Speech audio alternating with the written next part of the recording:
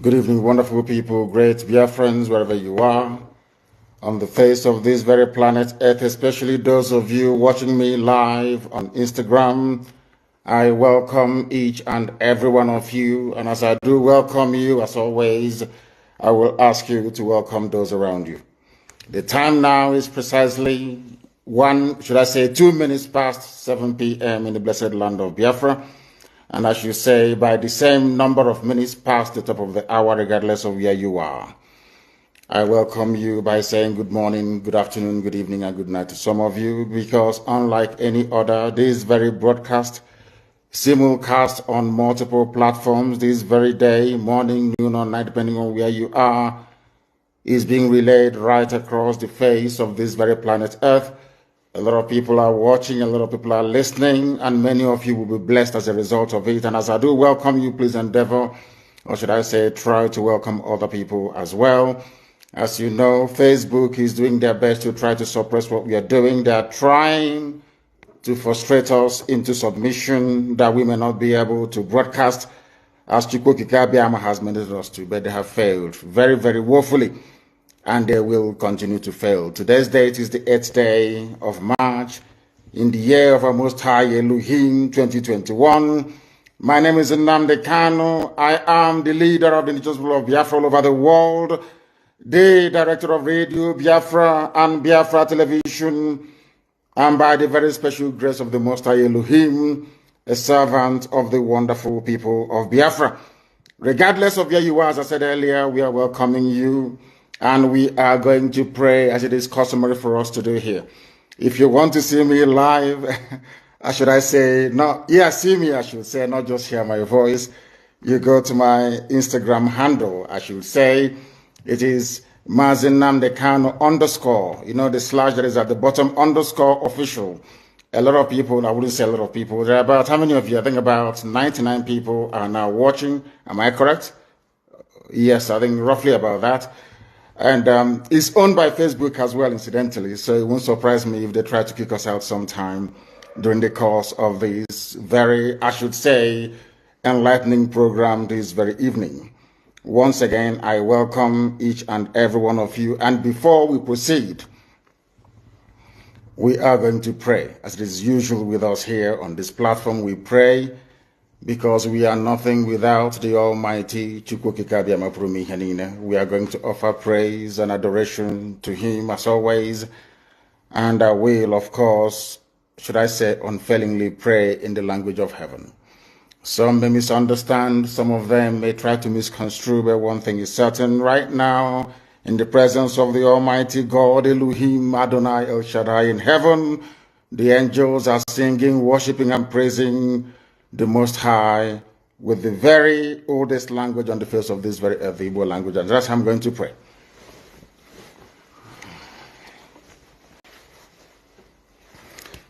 Ezi onye nwe anyị na Chineke nna nke pụrụ m ihe niile, Chukwu okike abịa ma bụ onye anyị na-efe na-agọzi aha nsọ ya, onye ọ bụla ya na-achị, onye mmụọ na mmadụ na-erubere isi, onye ọ bụla ya bụ ọka aka. Ụbọchị ene ka anyị na-etuga eze ebube dị ngọzi, mmalite na ọgwụgwụ. Ndị Igbo wee tuo oge ebighị ebi, onye nwe m, ụmụ gị wee gbakọọ n'ụwa niile iwe nara ozi ọma nke gị onwe gị n'ezi ha site n'ọnụ mmadụ dị ndụ nna nke ebere dị ngọzi. Anyị wee na-asị na onweghị ihe ọbụla nke anyị onwe anyị bụ n'ihi na ọ bụ anụkpa ahụ sọsọ ka mmadụ dị ndụ bụ. Ofu ụbọchị anyị ga-anwụ, maka na okwu nsọ gị na-adịgị ma ruo mgbe ebighị ebi. N'ihi na okwu gị niile ga-abịarịrị na mmezu, ọ bịara Biafra ga-eji wee bịa na mgbe nke anyị. Anyị wee na-akpọkụ wee na-arịọ gị na-asị, lekwa ude nke anyị na-asụ n'akwa nke anyị na-ebe ka o metụta gị n'obi.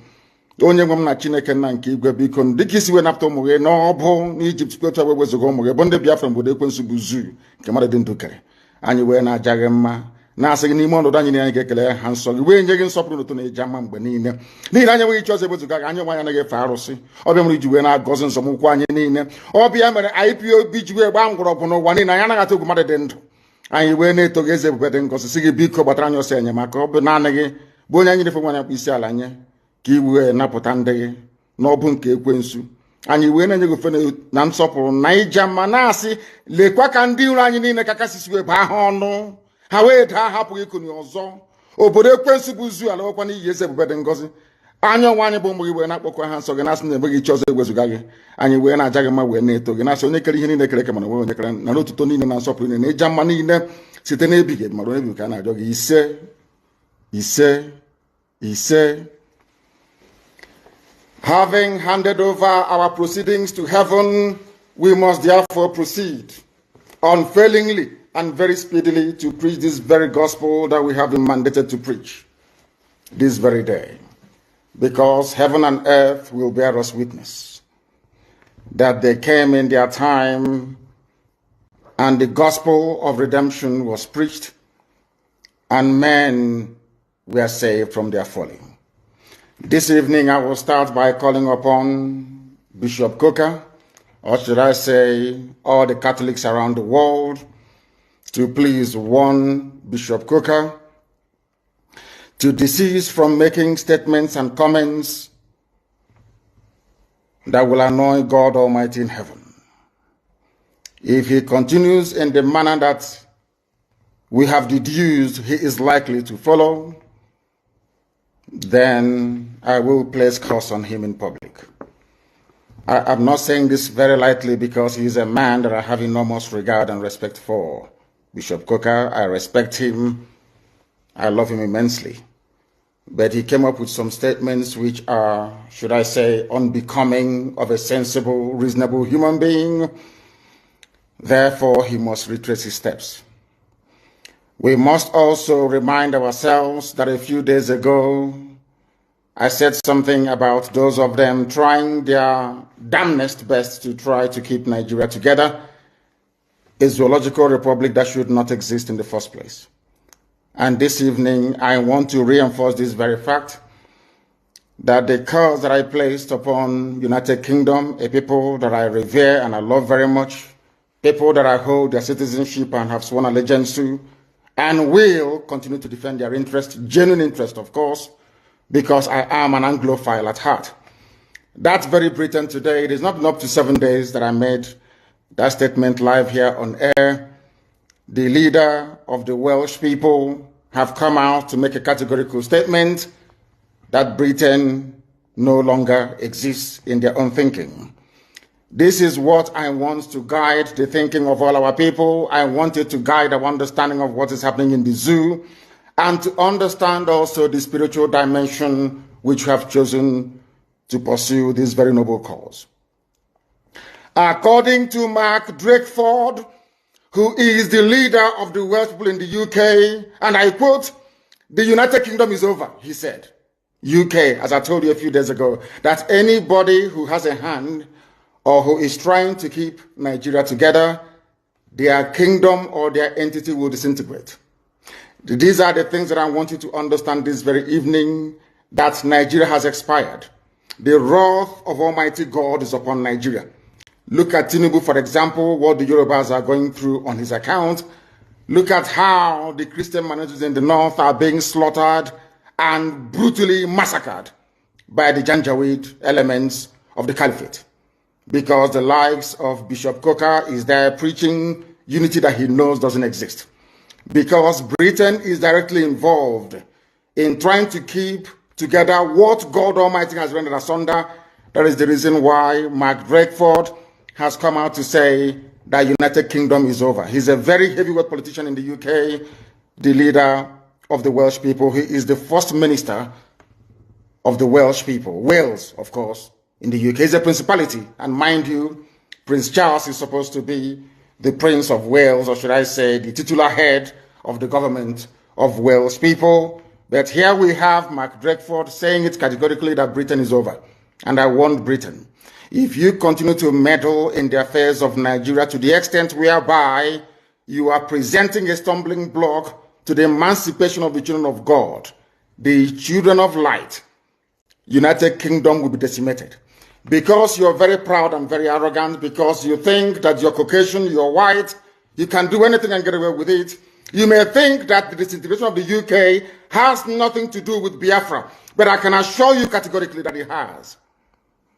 If you do not stop meddling in Nigeria, if you do not stop this, your, should I say, perverted, racist devotion to keeping people who shouldn't be one together in one monstrous entity called the Zoological Republic of Nigeria, believe you me, God Almighty in heaven will destroy Britain beyond recognition. And it started to happen already. It is happening already. I warned you and I told you. You may disregard the agitation for Biafra and tag it as nothing.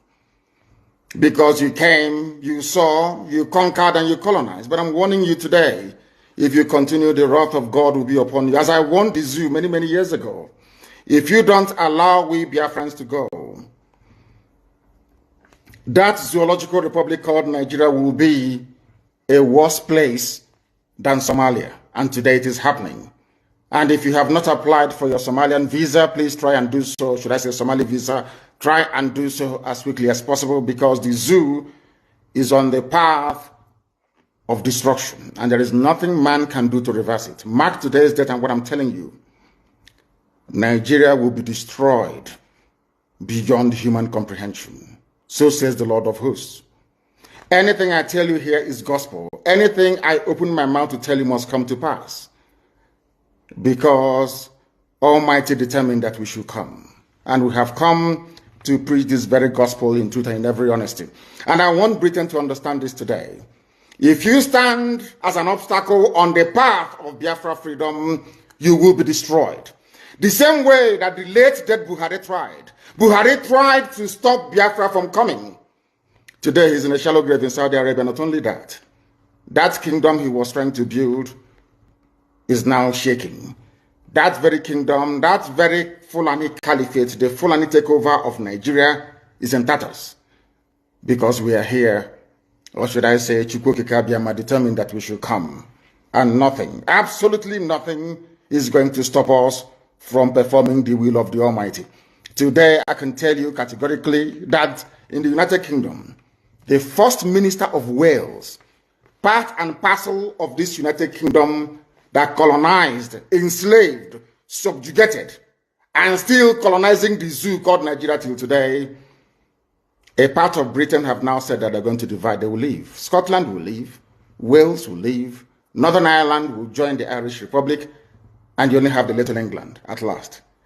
And when all these things are happening to them because of their pride and ego, they will not acknowledge that the work they did against the children of God in Biafra land is what is responsible for their demise as a once great nation or a once great people. They are also on the path of decline, and nothing can reverse it unless they stop meddling in the affairs of Biafra. The United Kingdom is over, and a new union should be crafted to reflect a voluntary association of four nations. In other words, Britain will no longer exist. You have England, you have Wales, you have Scotland, and you have Northern Ireland. The reason for that is because they meddled in the affairs of the children of God. As I told you earlier, Almighty God in heaven has a way of punishing his children. And we have been roundly punished, believe you me. If you have to be subjugated under the very cruel, barbaric rule of Fulani Janjaweedism, you will understand what we are talking about. As I'm speaking to you right now, most villages are under siege. There are killings and rapings, abductions and murder going on right across the length and breadth of the Zoological Republic. But they cannot understand what is happening to them. They know that the problem of insecurity in Nigeria is intractable for the simple reason that they have failed, should I say, to allow Biafra to go. The sooner they understand this or realize this, the better for everybody. But I'm not sure they will, because they are very stubborn. And as God hardened the heart of Pharaoh to fail, so are they also going to fail. And that is why those of them who are in Benue State, that is why the likes of Governor Autumn or the very young man who was mouthing his rubbish a day or two ago concerning the deployment of Eastern Security Network into Lower Benue is in for a very, very difficult and horrible experience of their lives. I must warn also Governor Autumn of Benue State. I am not laying claim to Benue State, the entirety of Benue State, not at all. What I'm making very clear to you is that there are Igbo people, Igbo communities, not traders, not migrants, not settlers, no. These are our traditional towns, communities, and villages wickedly gerrymandered into the north. That you have Igbo people today answering Igbo names, speaking Igbo language, who are answering to Northerners.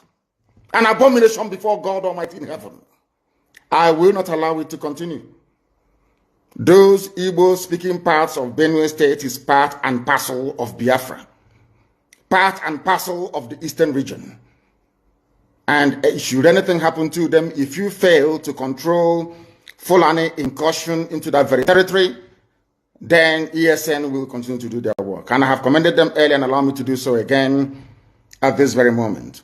I commend the men and women, not just of our high command, but also of the Eastern Security Network that successfully pursued and apprehended a notorious Fulani bandit by the name Muhammad Isa. We have the videos. For those of them claiming he's an old man, they're all lying, and they know it very well.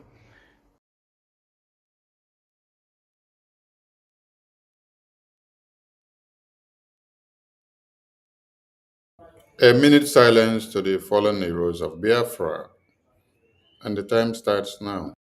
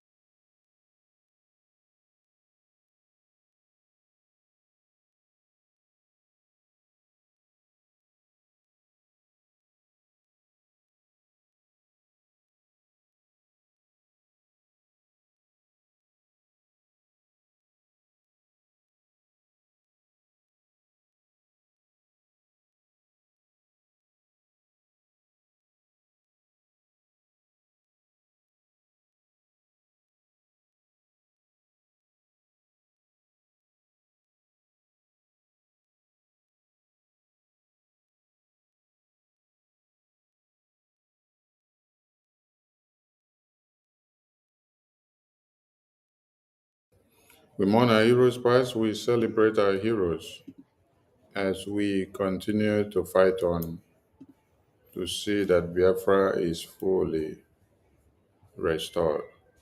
Ise, Ise, Ise, Ise.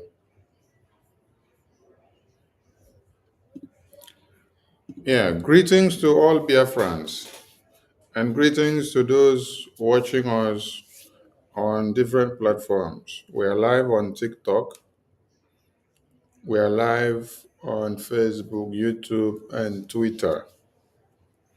And we salute all Biafrans. Yes, if anyone is telling you that America does not matter, America does not have a voice in what we are doing, or we don't need America in, I tell you that those people are the enemies of Biafra. Yes, because you definitely need America to have a voice in what you're doing. American government convened all the world leaders on the table in Texas or in New York and then put them unchecked. United Nations could not do it. So United Nations is useless. It's only the president of peace, the president of the world that can do it. And that is the American president. I salute all of you, ministers, comrades, contributors, and supporters of Biafra from all over the globe. I owe you these salutes, and I throw away this salute to all of you for your commitment and your consistency and your resilience on the Biafran cause. First and foremost, we thank our leaders that have lived before us, those that have fought for Biafra before we came, those that laid the foundation and the legacy for us to come and follow. We salute all of them for their good works. If they did not lay a good footprint, we wouldn't have been here today. It's because they laid a good footprint, and it is a remarkable one, and the one that history will continue to speak of. We just played the video of our Supreme Leader, Mazi Nnamdi Kanu, and then he opened the floor and prayed, and later told us we have to continue to send the message so that the entire world will bear us witness when they will say we did not do what we're supposed to do. We have done it all, and we continue to do it. Just a minute, please.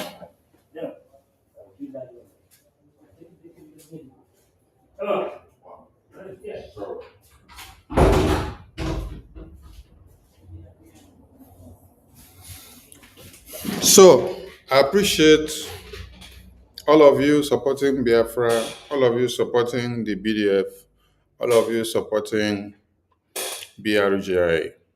I don't know what we would have achieved without all of you, and I don't know what Biafra land would have been without all of you.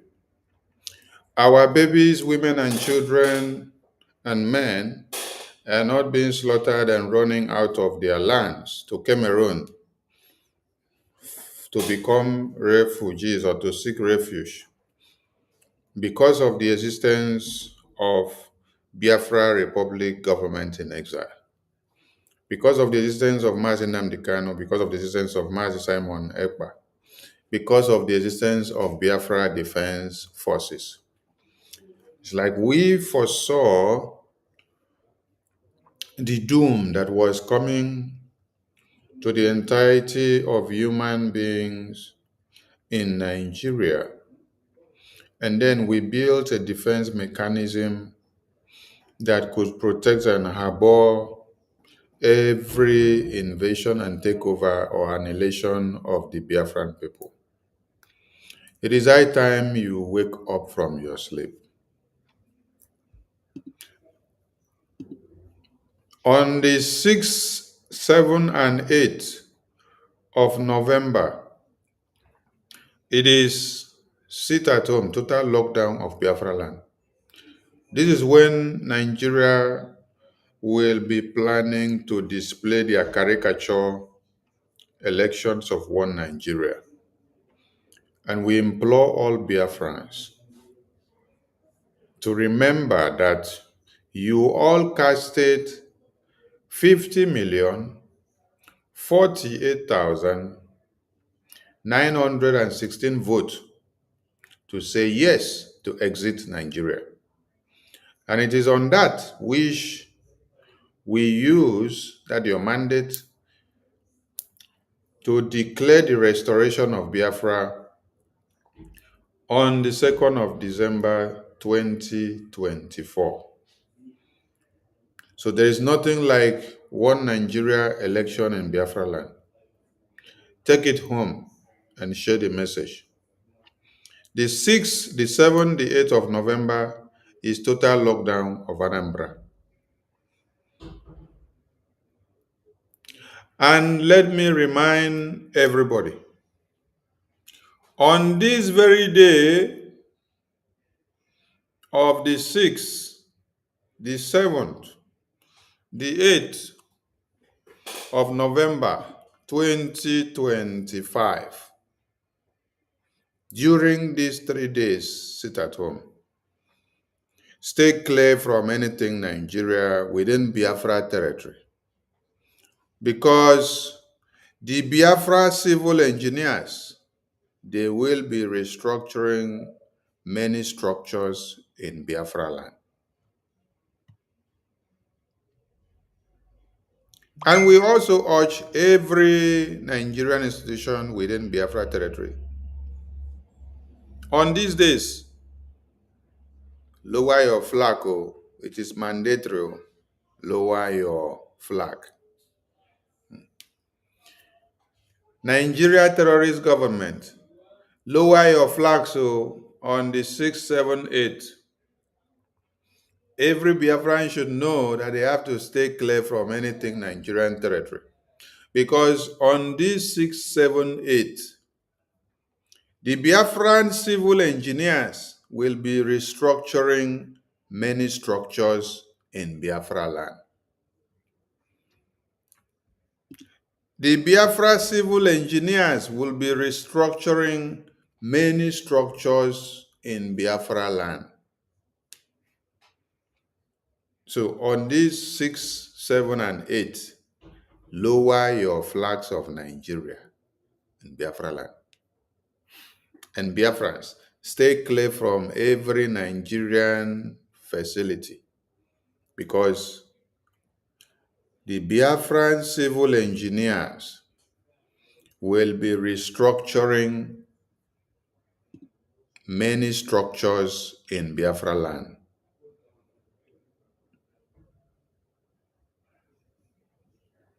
On these very days. Okay? So, be vigilant and stay active.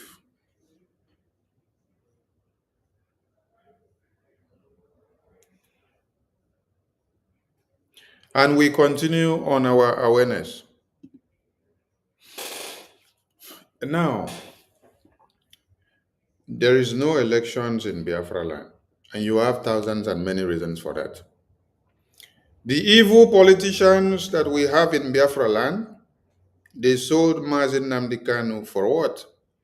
They sold him out for a pot of porridge so that jihad can happen, so that they can massacre everyone and they can make money. They can become senators and ministers and governors of Nigeria in diverse ways.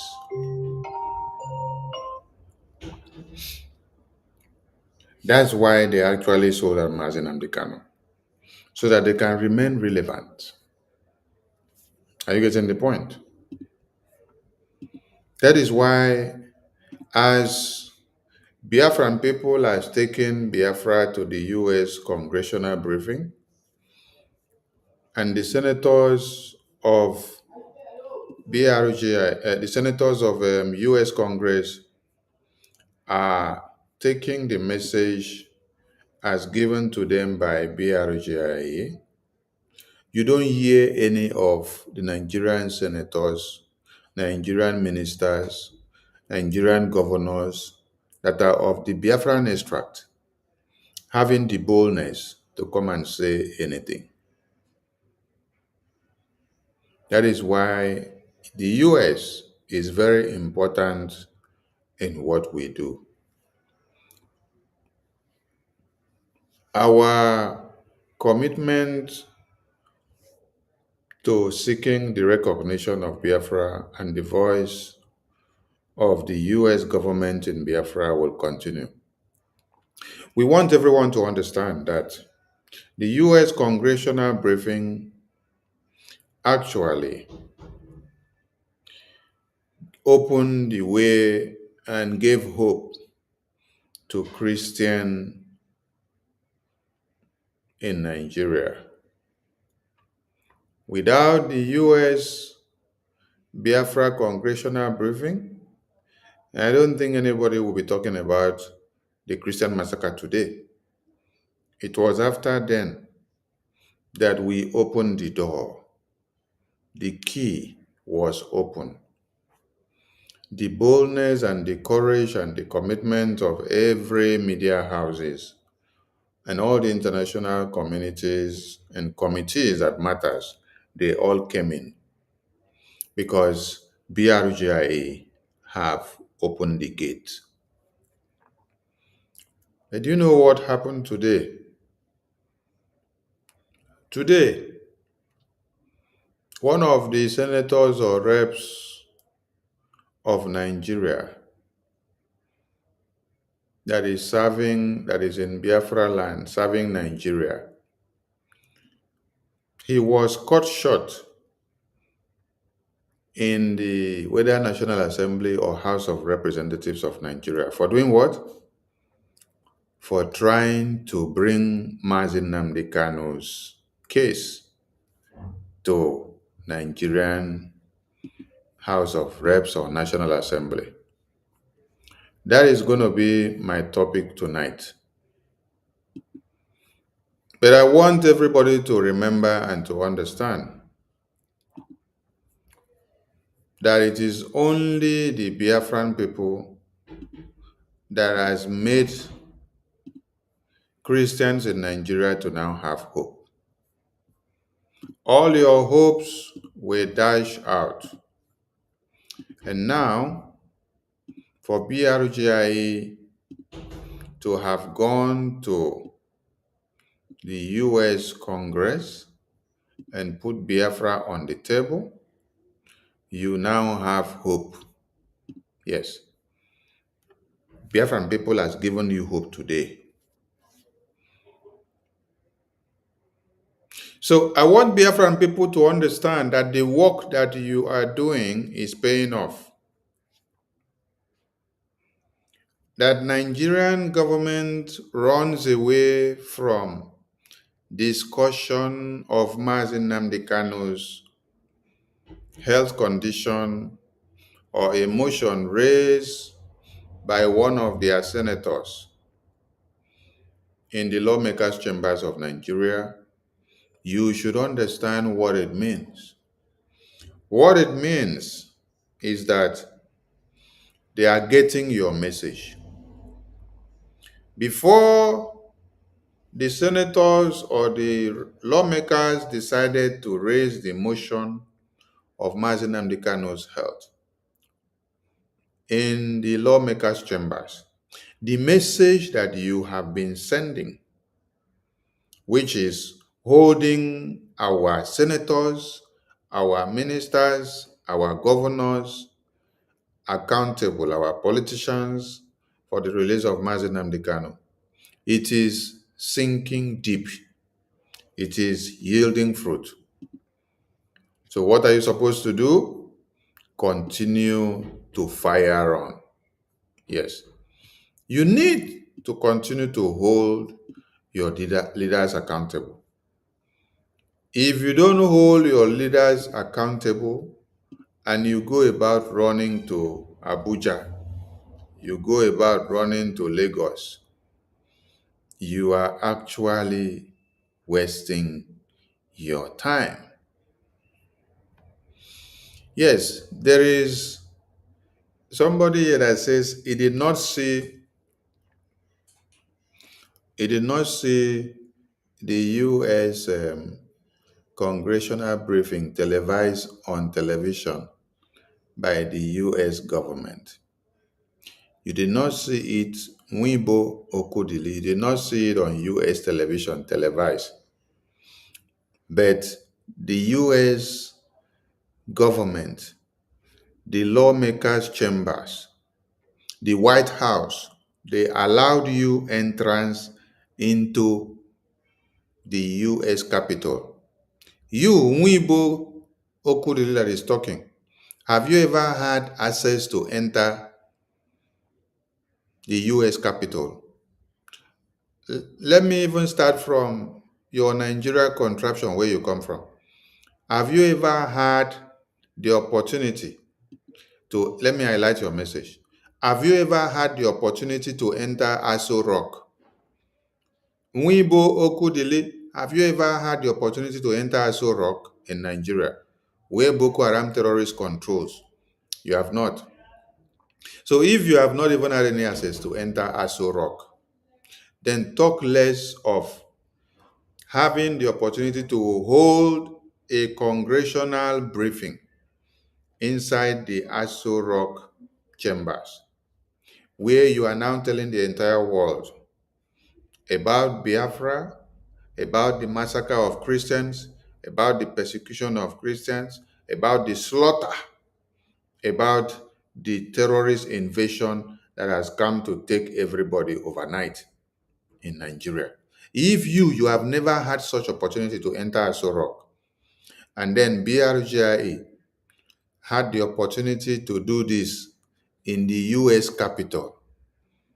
Do you know what it means to be in the US Capitol? Do you know that you have to get clearance? You must have been approved by the Congress before you can have such event inside the... When you hear of Washington, D.C., and then you hear Donald Trump telling you Washington, D.C. must be protected. We must fish out all the criminals. This is the capital. Anybody coming in must be screened. Everything must be serene. And then you sit down and you see the Biafran people having a congressional briefing, not outside of Washington, D.C. house.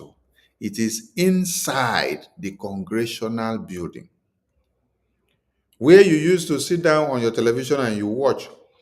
And then you see that the lawmakers of America, the speaker is speaking, the Secretary of State is speaking, the Secretary of Defense is speaking, the Secretary or the head of the Justice Department is speaking.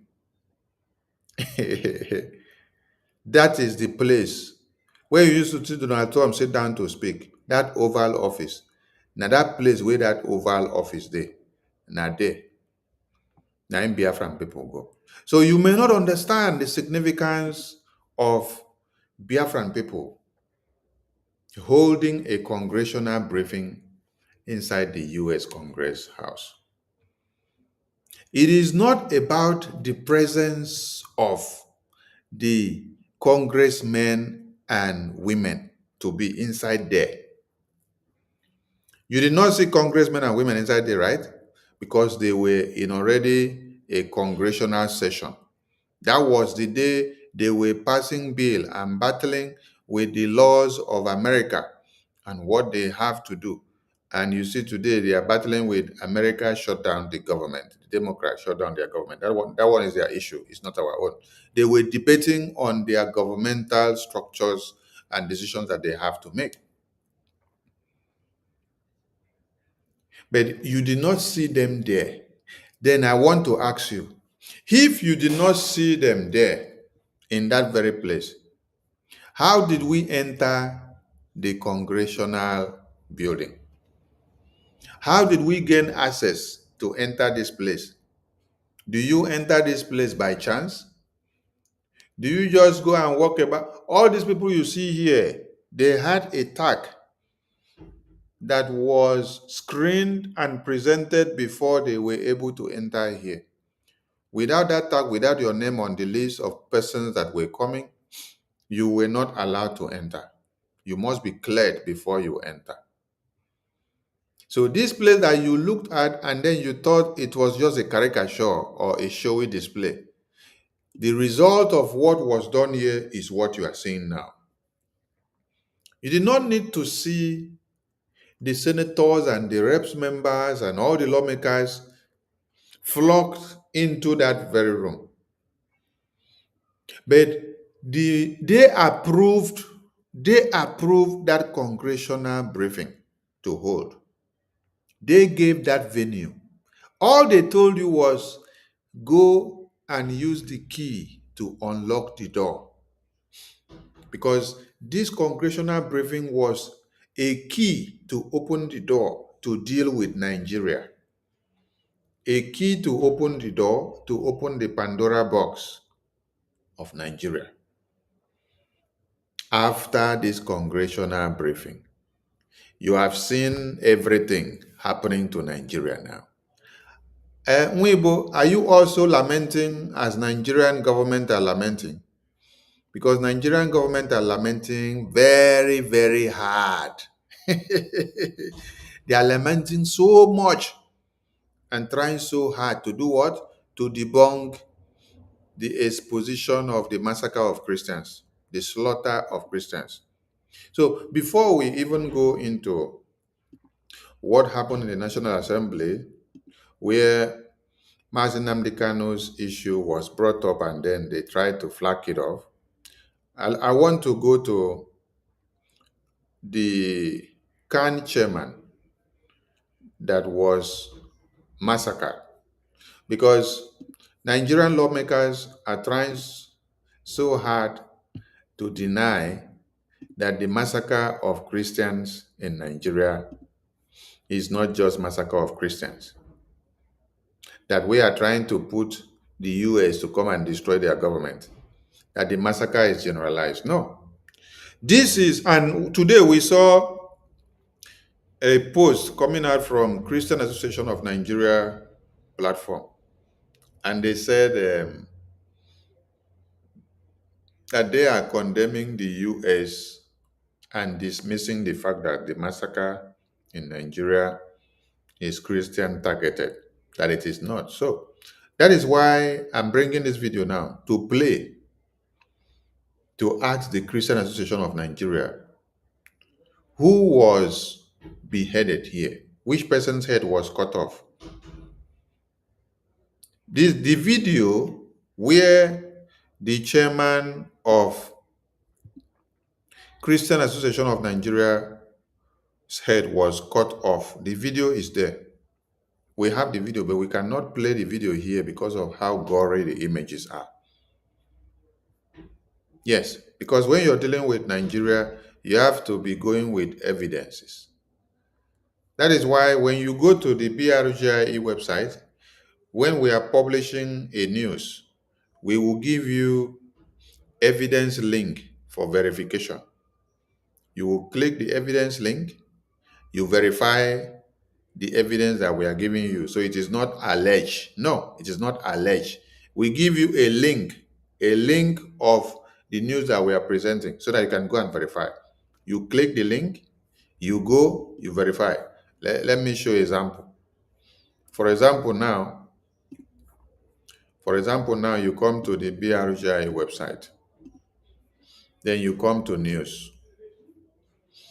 Then you come down to BRGIE's congressional briefing on Biafra. Christians now have hope after many years of Islamic jihad. This is the BRGIE website. It's under this our news portal. So when you come down here and then you read this news, you see verifiable evidence links here. We are coming. We want you to see. This is verifiable evidence link. When you click on this link, it will take you to confirm the evidence that is presented in this report. There is another one here. When you click on this link, it will open and then take you to the verifiable evidence that is related to this report. When you click on this link, it will open and take you to the verifiable evidence that is related to this report. When you click on this link, it will open and take you to the verifiable evidence that is related to this report. So we don't just come and read news. No, like Nigeria will do. They come, they do copy and paste. We are not doing copy and paste.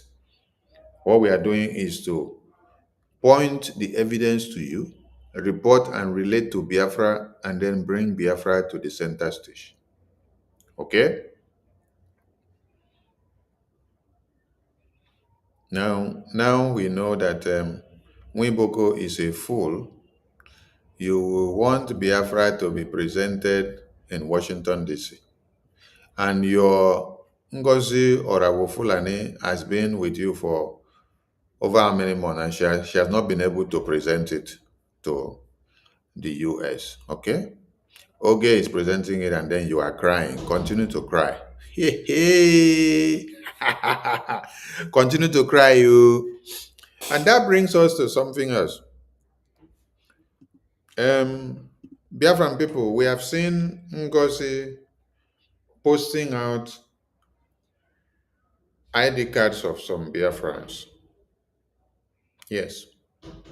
Whether she printed it out of her own way and manner that she did after she has bastardized the process, and then she posted out a complete ID card of a fellow Biafran. With this, you have breached the Confidentiality Act of the Biafran Security Database System. You know why we don't want to comment so much on Ngozi? Because she's already in court. Yes, because when I comment like this, it's like I am pointing out some errors that she has committed. But I want you people that are still applying ID card from Ngozi to ask yourself the question. Nigerian terrorist government have never for once, I am using Nigerian terrorist government now as a case study. Nigerian terrorist government has never for once brought your passport or your ID card or your driving license, snap it and push it to the media, no matter anything that happens. Even all the terrorists that Nigerian terrorist government knows and have their information, they have never for once bring their passport or bring their ID card or their driving license and then post it on the media where everybody will see your social security number, your ID card number, your passport number, your full name, your date of birth, your place of birth, your date of issue, your date of expiration, and everything that has to do with your information. But do you know what Ngozi has done? Ngozi brought out a full-scale information ID card of a fellow Biafran, posted it online. So I am asking all of you that are following Ngozi, like this idiot here that calls himself Nwibo Okudili. Nwibo Okudili, if you are residing in Nigeria, or if you are residing in America, or if you are residing in Europe or any part of the world, I want to ask you, has there ever been a time that the immigration of that country, or the police of that country, or the Camera Municipal of that country brings your passport or your ID card or your resident permit card. They snap all your information and then they post it on social media. Has there ever been a time like that? If they do so, what breach of conduct have they committed? Don't you have privacy? When you go and apply for ID card or passport in your country, or your resident permit or driver's license, there is terms of confidentiality that is also involved, which state that the government of the country or the authority from where you are applying this document do not have the right to go and display your document on the media like this, displaying all your information, your name, your mother's name, your father's name, your address, your telephone number, your social security number, your registration number, your passport number, your driving license information, and everything, everything, everything. So I am asking all of you, have you in your country of residence, that country that you are staying, no matter any crime that you have committed, has the authority of that country taken your passport? I want to ask another question. Many of our people, they commit crime of drug addict. They get in prison or sentenced to 5 years, 10 years, 15 years in prison because of getting involved in drug addicted businesses. The government of that country don't have the power. The government of that country don't have the power to publish their passport database on the internet. Your passport is confiscated from you by the authority of that country. They keep it as your private information. They don't snap it and put it in the media. No. They don't even snap your face and put it in the media. But do you know what NGOZI have done? NGOZI has snapped the ID card of a Biafran, a full information, and then put it in the media. I don't know if I say the thing. I will not display it. I'm just letting you people know, because it is so bad. And you wouldn't believe that this kind of thing would have happened. So, Biafran people, I want you to understand this and to know this very well, that for those of you that are applying for passport in the hands of NGOZI, or applying for ID card in the hands of NGOZI, the ID card that we have already warned you that your informations are not safe and has been altered, and that very database that was sabotaged is part of the case that is in court. Yes. So you're not supposed to continue to go ahead and do anything. You are doing it at your own risk. That is one thing you need to understand. You're doing it at your own risk. At your own risk are you doing it. At your own risk. I salute all of you in the comment section. I'm seeing all your comments. I can see Madam Key. I can see Silva. I can see Gloria Sodigbo, Tegwala Biafra, and Kechinyere. And then Boko. Okodili that is displaying his madness, Chukwuoma, Betty Ford, Ikuku Chukwu Eunice, Young Money, Okute Anthony, Roslyn Osiri, aka Wizard, Stella, Isaac, Akaraka, Love Akubundo. Hey, our police, Ekelebe, Ekelebe Akubundo. I salute you.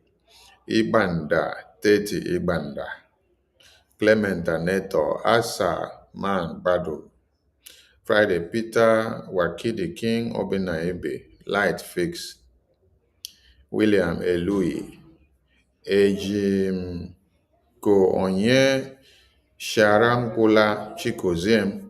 I must pronounce every name because Kachi E, I see you. I must pronounce every name. Daughter of God, I see you. I salute all of you. So, like I was saying, the woman that you people are singing her praises, she's leading you to destruction. The day I will see your Biafra or your driving license of your country online, if you are in UK, if I see your driving license displayed and snapped and put into the media by the UK government, or they snap your passport and throw it into the media, or they snap your resident card or your national identity card with all your information. Okay, let me also go to the NIN. Have you ever seen Nigerian government snap your NIN, which has all your information, and then put it into the media? It has your face, your mother's name, your father's name, your siblings, your telephone number, your address. Nigerian terrorist government, as corrupt and useless as they are, they cannot do this. So all of you that are following a psychiatric nurse or a psychiatric patient in Georgia, all your brains needs to be reassessed. I'm telling you, because you cannot be following someone that our brain is not working well. And your ID cards are being snapped and put into the media. They snap your ID card and put it in the media. It's just like snapping your passport and put it in the media. Where is now the privacy that Biafrans needed or confided in the government that they have? Where is the privacy? 042, boy, today I really have time to be looking at some people's comments. You are here watching us. Why are you not watching your Mkpuru Mary madam? If we are not making exploit, why will you be here watching BRGIE instead of you to go and be watching at the smelling mouth of your Mkpuru Mary or Abu Fulani? That is where you should go.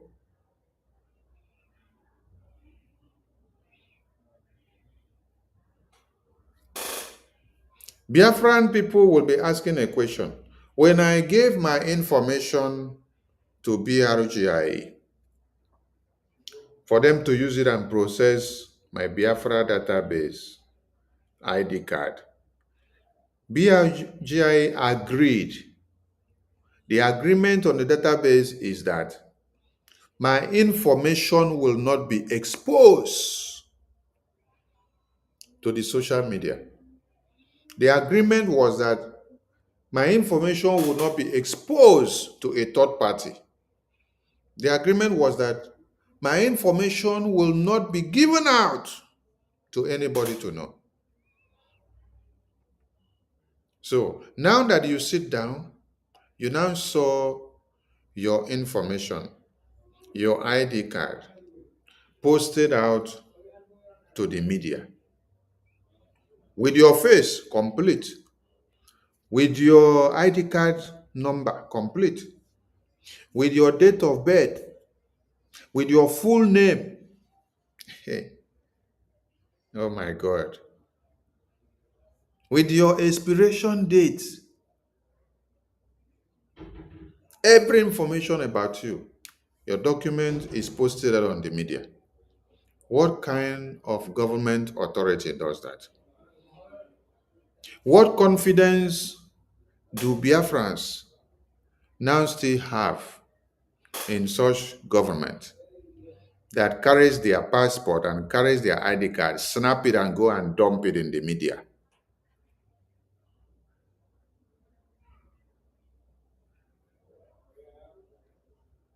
So all of you that are following Orabo Fulani, you need a brain surgery and a brain reset.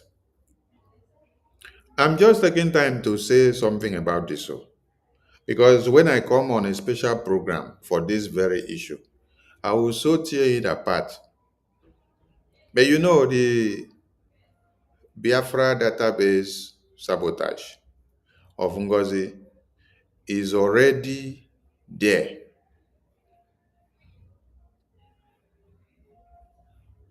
Yes, somebody said the agreement there stated that your information there will not be given to the public. Yes, this is part of the agreement that you sign when you apply for Biafra ID card.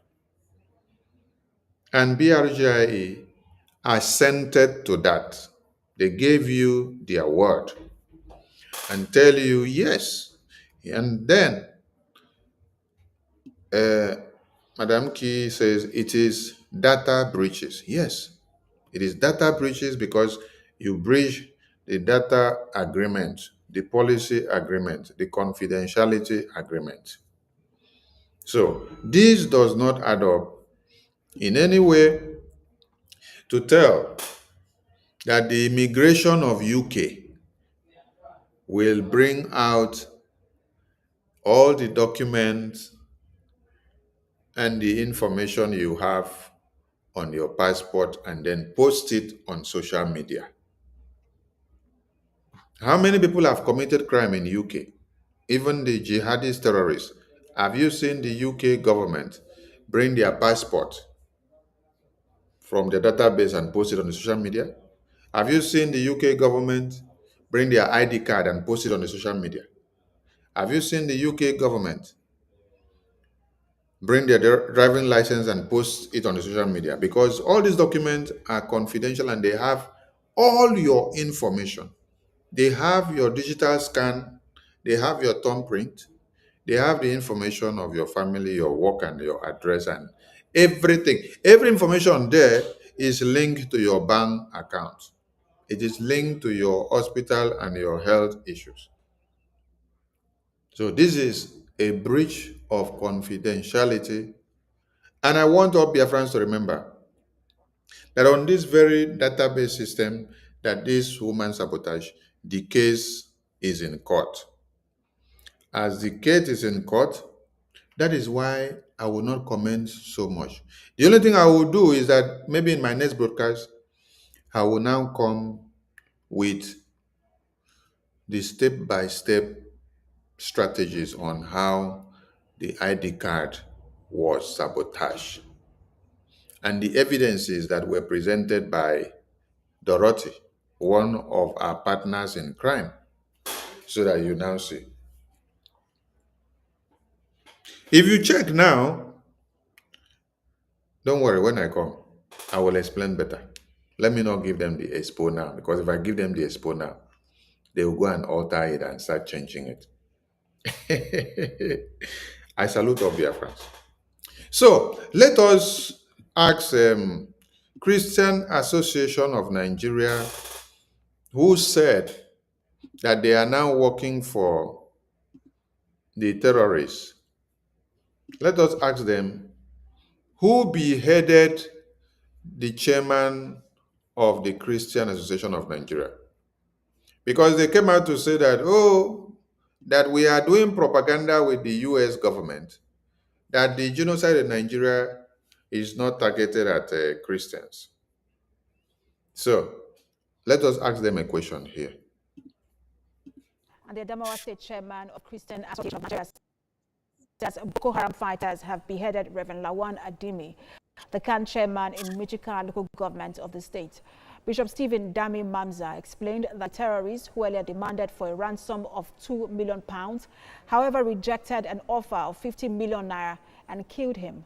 He explains that 2 pastors in the state were killed at the same time in questionable circumstances, calling on the federal government to wake up to its constitutional obligations. In his reaction, the Adamawa state government described the action of the terror group as barbaric. The Director General of Communications to Governor Ahmadu Umaru Fintiri called for sober action. Mangaru, in an interview with reporters, said that Adimi was abducted 2 weeks ago when Boko Haram fighters stormed Michika town in search of foodstuff and products. So Lawan was abducted by the members of the Boko Haram over 2 weeks ago. And they threatened that they will kill him if 2 million euro was not given.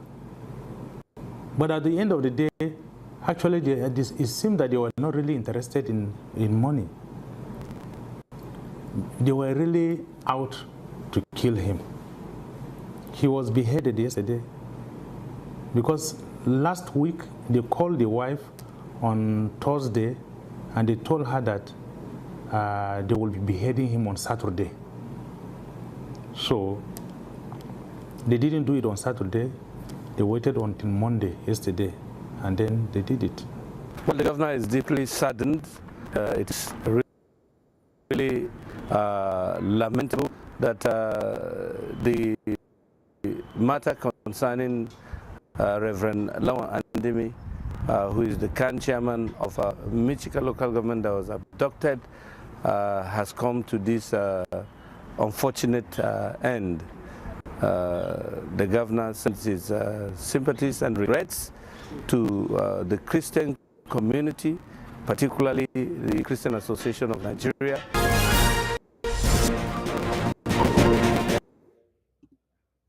Who did the government or the governor send his condolences to? He sent his condolences to the Christian Association of Nigeria. The Mary people that have collected money today and came out to say that they denounce the US lawmakers for picking up on the massacre and genocide of Christians.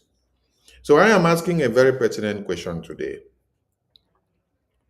Who slaughtered and massacred the chairman of the Christian Association of Nigeria?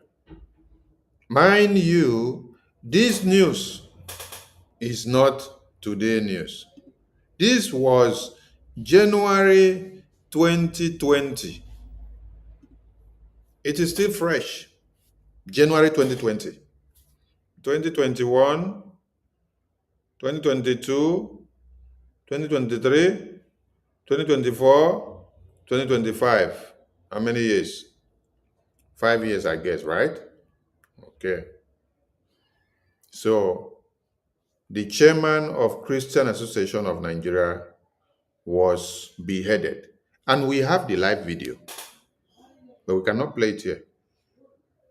So when we told Nigeria that we have a lobbyist and we have an attorney and we are submitting evidences of Nigerian Terrorist Act to the US government, then we came back and said we are holding our politicians accountable in the homeland as well, while the accountability continues in America. I think some of you were taking us for a joke. Yes. Some of you were actually taking us for a joke. Some of you were actually taking us for a joke. And you did not understand the significance of a lobbyist and an attorney in the US. So this was January 2020. January 2020.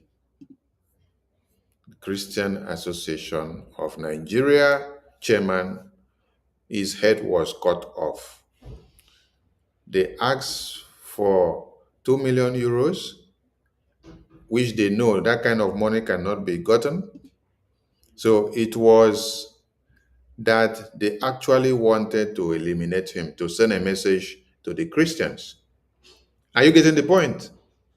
They wanted to send a message to the Christians. That is why that amount of money was placed on his head as a ransom or as a bounty, whichever way you put it. Because they know if you can pay, come and take him now. If you can't pay, that is why they will put that kind of humongous amount of money. Because you will not be able to raise it. 2 million euros.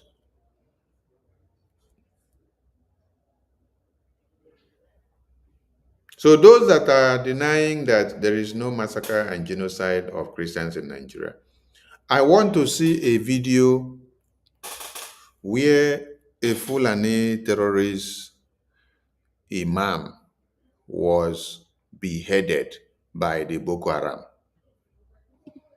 We want to see a video where the Fulani Islamic imam or Boko Haram imam or any Islamic imam was beheaded. We want to read such news. We want to read a news where we see that 5 or 10 or 1 or 2 Islamic imam was beheaded by Boko Haram. As simple as ABC. With that evidences, then we will now use it to be able to juxtapose with what has been happening to the Christians.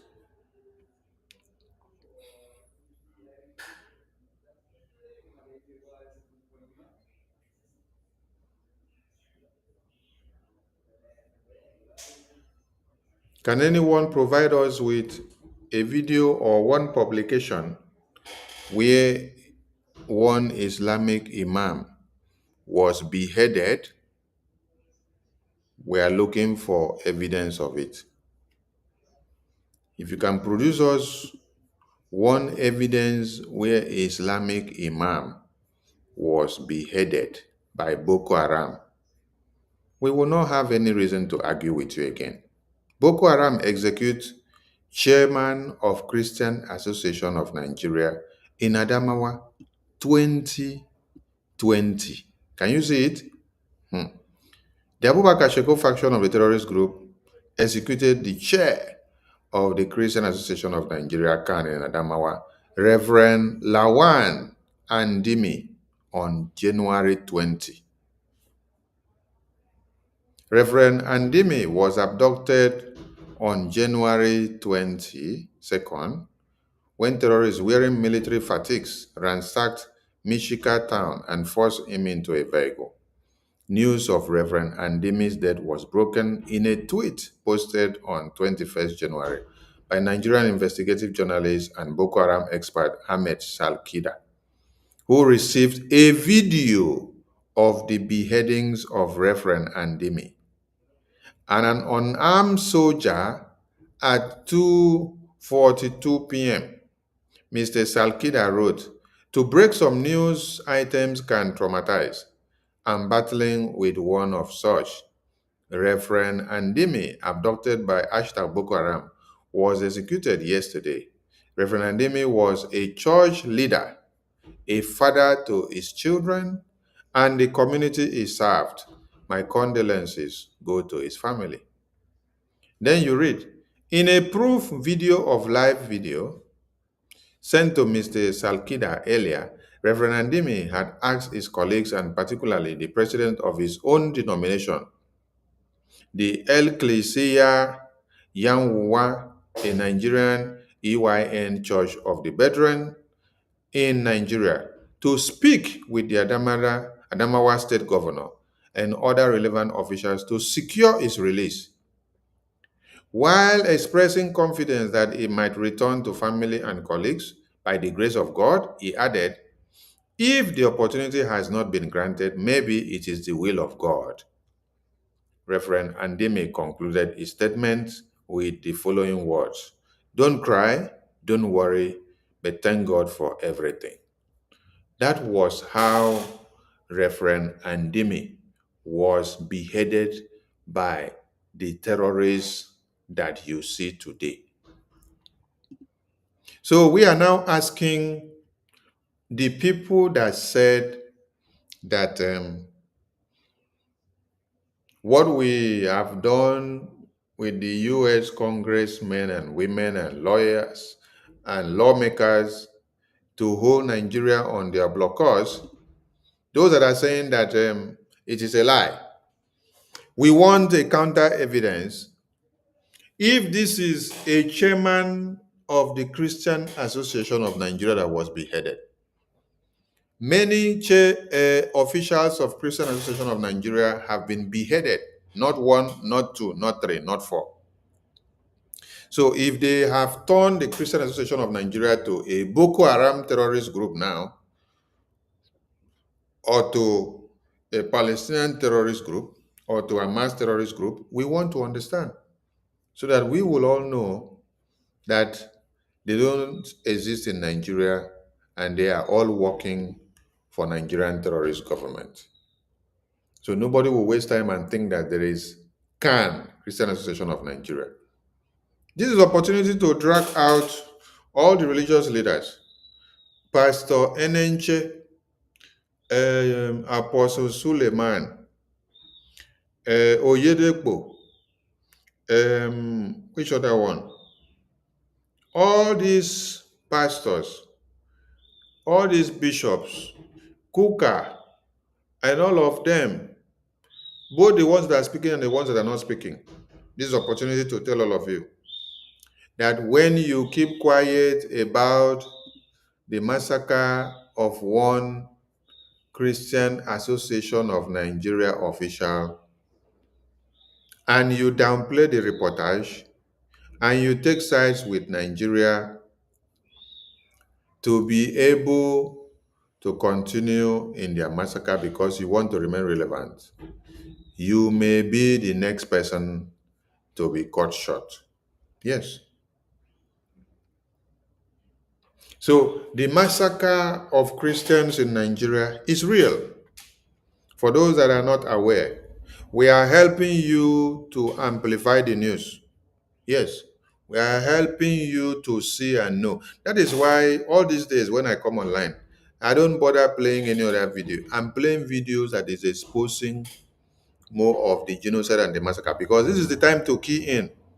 Bring all those ones that were hidden before, play it now. Play every one that is being circulated on the media so that those that want to deny, they will have no reasons to deny. The evidence will be out there and everyone will see it and it will add up. We want to commend Senator Ted Cruz and the other senator that is also being swagalicious. Yes. What's the name of the other senator? Senator, wait, let me get the name where. The name of the other senator is Senator,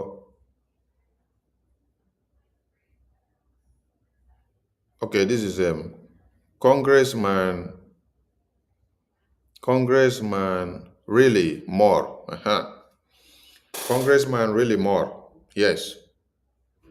We salute you for standing strong for the Christians in Nigeria. Yes. We want you people to continue to hold the Nigerian leaders accountable and let the atrocities be brought back. The entire world must know what they have done, how they are going about it, and what people should know. So on this very note, let us bring this video so that you will also hear this one if you did not hear it before. Concern due to the persecution. You sent a letter to Secretary of State Marco Rubio. You called on the State Department to redesignate Nigeria as a country of particular concern due to the persecution of Christians in Nigeria. What's going on there? Yes, it's really, truly a tragedy what is happening in Nigeria. Just this year alone, 7,000 Christians have been killed by Boko Haram, an Islamic terrorist organization. Just on Ash Wednesday this year, we had a priest kidnapped and murdered, and another 54 Christians martyred on Palm Sunday. There's 35 Christians a day being murdered in Nigeria by an Islamic terrorist organization. The Biden administration removed that designation of a country of particular concern for Nigeria. President Trump had put that designation on them in his first term, and I'm urging Secretary Rubio to bring that designation back because it is certainly warranted. We need to stand up for these Christians who are being murdered in Nigeria. Unbelievable. All right, Congressman, we'll be watching your work on that as well. Thanks very much for being here this morning. Riley Moore joining us. Thanks, sir. We'll be right back. Yes, so we want Senator Moore to rally more. We appreciate his work, and we want him to continue to rally more. Yes. Then let us go to Senator Ted Cruz. He also dropped another one. Senator Ted Cruz dropped another big bomb this evening. Yes, this is another one that Senator Ted Cruz dropped.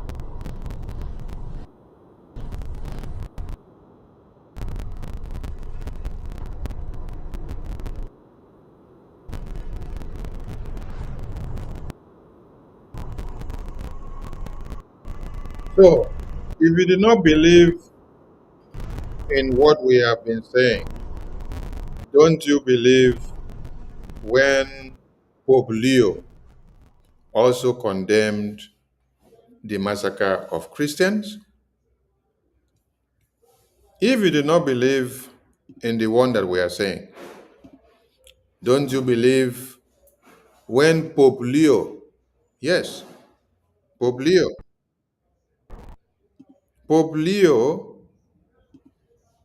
the present Pope of Vatican, when Pope Leo also came out to condemn the massacre of Christians. You did not believe in that one as well? We're asking a very simple question. If we don't believe, say, everything is true in the one way we dey talk, because when I don't know us finish now. As when I don't know us finish, I say we no be anything. So anything where we talk, we no go take am. The Pope of Vatican also came out to condemn the massacre of Christians. The U.S. Department of State have also come out to condemn the massacre of Christians in Nigeria. I know when all these people were condemning, it did not speak volume, but there was a key that was needed to open the door so that every voices that are speaking against the massacre of Christians can go viral and the attention needed will be given. That key was the US Congressional Briefing of Biafra held by BRGIE. That was when the key was opened. That was when the unlocking was done. It was done and it yielded the fruit. And that is why everybody must key in to the Biafran affair now. Yes. So we salute Biafrans and we salute well-meaning Nigerians who are understanding that the work of BRGIE, the work of Mazi Nnamdi Kanu, the work of Prime Minister Simon Ekpa was to actually save all of you. Mazi Nnamdi Kanu said something when he was speaking in the video I played. He said, when we get Biafra and some of you become endangered by the terrorists in the north, the northern Christians, we will give you refuge in Biafra land. Yes, as far as you are Christians, and we have the same mind, the same ideology, the same vision, he said, we will give you refuge because you don't have the mindset of coming to come and slaughter babies, women, and children. We will give you refuge and we will protect you. It is that thing that we are already doing now in proxy. You see, the freedom of the Biafran people is to safeguard everybody that have been ensnared by the terrorist invasion in one Nigeria. I want you all to remember something. The 1966 January 15 coup was never a coup for the Biafran people or for the Igbo the way they take it. And when they say Igbo, they mean everybody from the old Eastern region, starting from Ebonyi, Anambra, Abia, Enugu, Delta, Bayelsa, Rivers, Cross River, Akwa Ibom. All of you are classified as Igbos. When it is any time that they want to massacre all of you must be classified as Igbos. But if they come to steal your resources, they will not classify all of you as Igbos. That is when they will start segregating all of you. That is when they will tell you, oh, Effiong, you're from Calabar. Effiong, you're from Akwa Ibom. You are not Enugu. They will tell Ifeanyi, you are from Anambra. They will tell Nwatumba, you are from Ebonyi. They will tell Boko, you are from Enugu. Because they want to knock your heads together so that you go and start fighting for resources. But it is the same Biafra that you are, but they have a name that they call all of you when they want to kill you, and they have a name they call you when they want to exploit you. The name they call you when they want to kill all of you is Igbo. All of you are Igbos. All of you are Biafrans. But when they want to exploit you, they call you a name of segregation by ethnicity. Are you getting the point? So the genocidal war that started, The January 1566 coup was not for the Igbo people or the Biafran people. It was to curtail the menace, the genocide and the massacre that is happening today. The same way it is happening today, it was happening same way in 1960s and getting down to 1966. Nnamdi Azikiwe, the then president of Nigeria, seeing that the jihad was coming very close, he decided to vacate Nigeria. He went to the Caribbean and was towing around. That was when he went on recreation, moving about, enjoying himself, because he knew Nigeria was on a suicidal slide. So he did not want to be on ground when the time bomb explodes.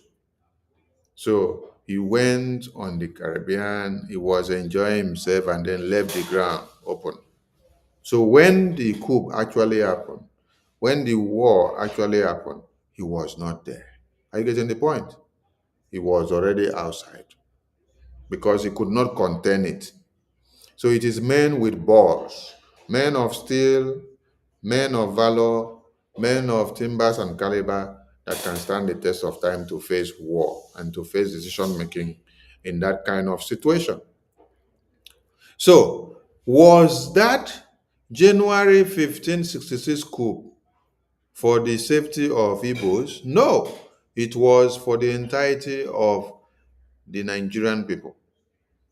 Most especially, the Christian sect were the ones that were targeted. They were the endangered species. So the same thing that is happening today, that Biafran people, Biafran government in exile, went to petition the US government to come down to the aid of everybody and to come down to endorse and give recognition of Biafra to the Biafran people. You now see that we have gone to open the key. We have gone to open the door. We have gone to open the padlock. We have gone to give hope now to every indigenous person in Nigeria whose life has been endangered in the hands of the terrorists. BRGIE, the Biafran people, have become another savior again. Mazi Nnamdi Kanu is in detention because he became a prisoner that was exposing and trying to help the entire Christendoms. He was exposing the terrorist invasion and the slaughter and massacre of Christians. So they had to kidnap him because he was exposing their evil plans. Are you getting the point? So that's what we are saying. So the evidences are everywhere. Anyone that is denying the fact, let them come, we will explain.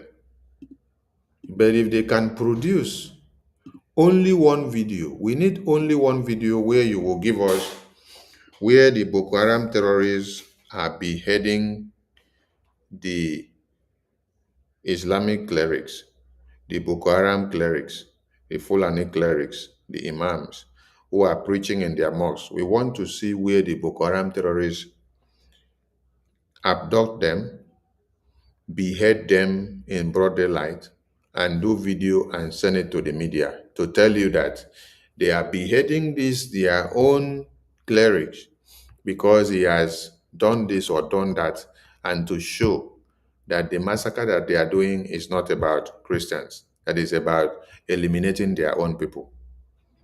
By so doing, we will validate what Nigerian terrorist government are saying.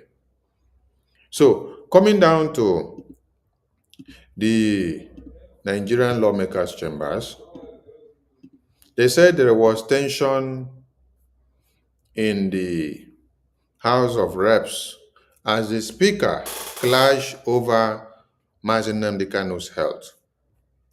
And this is for you to see and understand that your call on the Igbo terrorist politicians to be held accountable for the massacre of Biafran babies, women, and children, and for the kidnapping of Nnamdi Kanu is actually giving you results. That is why you don't need to keep quiet.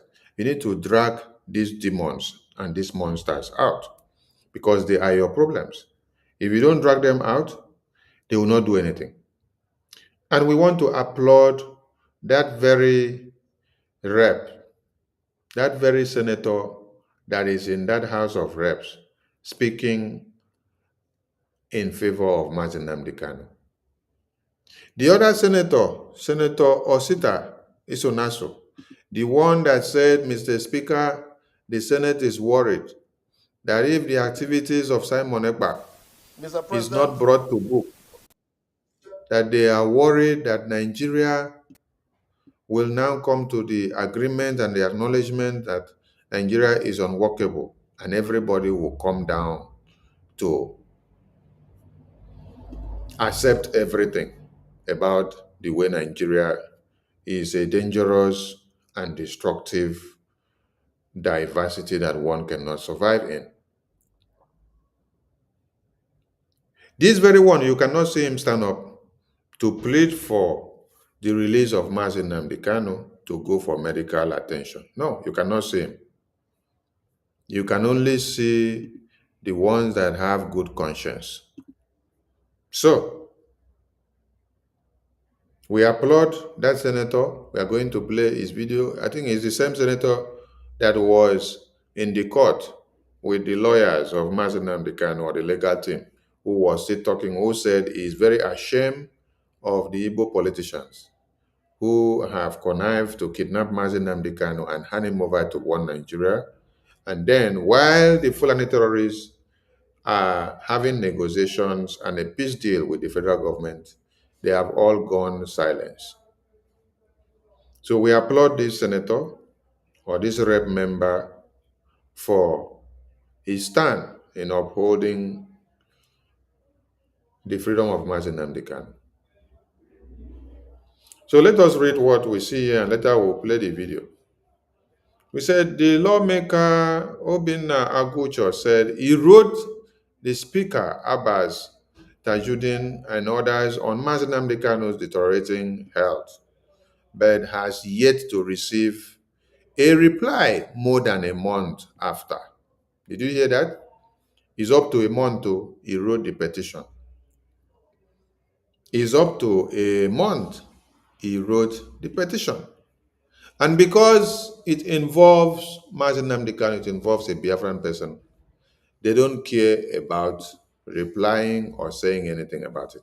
That is why this senator actually brought the matter in the chambers where everybody were gathered, so that everybody will know that he has submitted a petition to these people behind the scene for over a month, and they refuse to attend to it or to say anything about it.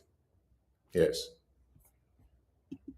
But you can see that Boko Haram terrorists are having peace deals and negotiations, signing documents with the Nigerian terrorist government on daily basis in different locations, different states.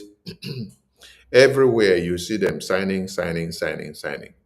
But Nnamdi Kanu, they abandon his case file. They refuse to attend to it. They refuse to attend to the petition that this senator wrote. So this is how it has become. And I am not surprised, because they say the way you dress is the way you will be addressed. So if the Igbo politicians and the senators and ministers dress well and they don't betray and sell out their own, I don't see any reason why Fulani politician will be in power and will be downplaying your report. So when you sell your own, the buyers will not respect you. They will not give you regard anymore. That is what is happening there. Okay? Are we getting the message? Yes, that's what you need to understand. When you sell your own out, the buyers will not respect you anymore because you have lost your integrity. You no more have respect. You no more have values.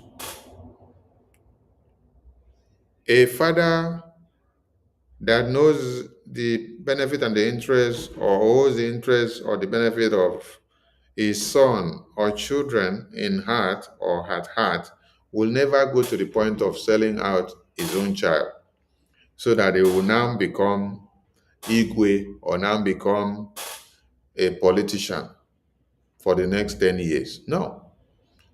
Such father will at first be thinking of the progress of his or her child before he will even intend to think of negotiating anything.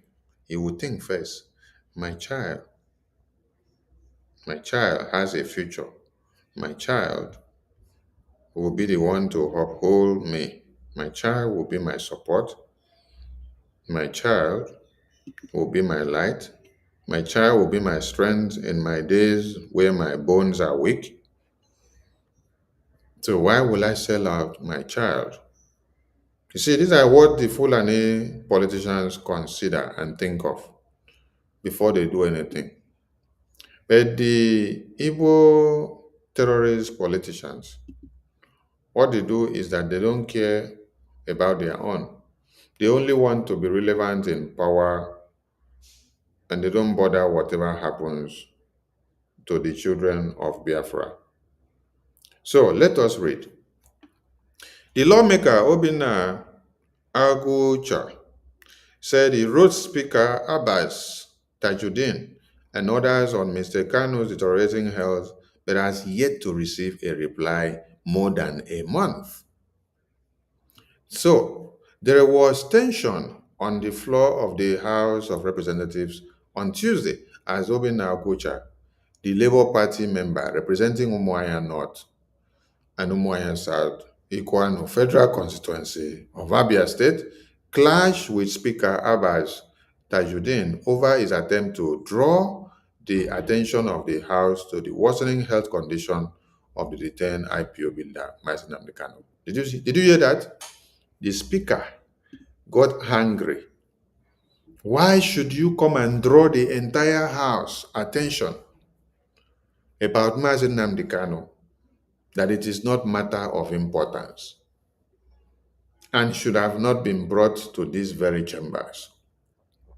Meanwhile, this senator has met him behind the scene, has written letter officially, and they have refused to reply to the letter.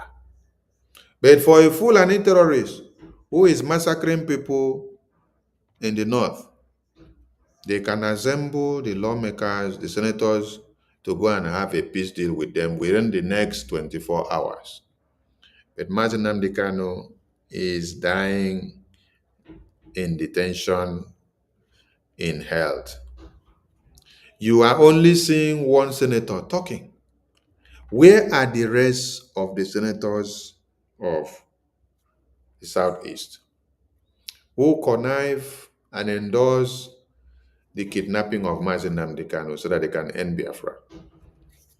Remember that on the 6th, 7th, 8th is total lockdown of Biafra land. And on this very day, stay clear from Nigerian facilities because the Biafran civil engineers will be doing a lot of restructuring on the structures of Biafra in Biafra land. Are you getting the point? Stay clear. The Biafran civil engineers will be doing a lot of restructuring on the structures in Biafra land. So stay clear on the 6th, 7th, and 8th. Now they hear me? Because they have kidnapped Mazi Nnamdi Kanu and detained him. There should be no election anymore in Biafra land. Yes. Because Boko Haram, they are negotiating with Boko Haram on a daily basis. They give Boko Haram whatever they ask. But Mazi Nnamdi Kanu, he is dying. And they say, just give him, grant him permission to go for international checkup or any other person that will come and examine him. They say no. He should die there. But Boko Haram, they don't allow them to die there. Boko Haram is given preferential treatment if anything happens. Boko Haram say they want a peace deal and discussion with the federal government of Nigeria. Today, they will arrange it and it will happen. How is it possible? The senators and the ministers and the governors of the north, they will pressurize for it to happen. But the ones we have in the east, they will rather dig the grave. They will rather dig the grave of Mazi Nnamdi Kanu. That is why you are to hold all these terrorist politicians in the east accountable for the kidnapping of Mazi Nnamdi Kanu and for every Biafran that is being slaughtered and massacred, because they are your problems. Temper rose shortly after plenary resumed from the annual recess, when Mr. Agucha raised a matter of urgent importance. Listen, matter of urgent importance concerning the deteriorating health of his constituent, Mazi Nnamdi Kanu, who has been in the custody of the State Security Services, SSS, since his rearrest in 2021. There's nothing like rearrest, so since he's kidnapped. He was kidnapped in Kenya and brought down to Nigeria. The IPOB leader hails from Abia. Agucha's complaint. Presenting his motion, Mr. Agucha told the chamber that he had since 26 August. Listen, since 26 August. Since 26 August, Senator Agucha wrote to and written separate letters to the speaker. He also wrote to President Bola Tinubu. He also wrote to the Attorney General of the Federation, Lateef Fahimi, urging immediate intervention in the IPOB leader's failing health. When he wrote all these things, what happened? Hope Letus Odima, Dave Umahi, Soludo, Peter Mba, Ogbonnaya of Ebonyi, and all of them in Biafra land, they will tell Tinubu, ignore it. Don't release him. Don't do anything. Let him die there. We want to end Biafra. We don't want Biafra to come. If you release him and allow him to go and get the health, that means you are actually strengthening the life of Biafra independence. Are you getting the point? So they are conditioning the mind of Tinubu on a daily basis not to allow Mazi Nnamdi Kanu to attend medical attention. It is not the northern terrorist governors that are doing it. It is Hope Letus Odima. What's the other name? Enyenaya Abaribe, and all the governors of the East. They are the ones doing all these things. So, this senator here got so angry. That is why they have not even replied to the letter that he wrote to the Speaker, the Attorney General, and the President of Nigeria. That is why he got angry and brought the vexation to pour out inside the lawmakers' chambers. On August 26, I wrote to Mr. Speaker, to the Attorney General, and to the President, appealing for urgent medical attention for my constituent, Mazi Nnamdi Kanu. Up till today, I have not received any response. A report from both his personal doctors and the Nigerian Medical Association confirmed that he has organ deficiencies and dangerously low potassium levels. As we speak, he is on the verge of death, the lawmaker said.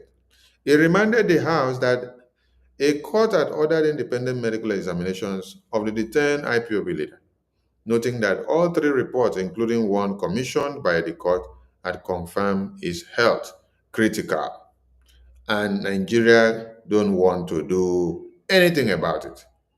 It is about fundamental human rights.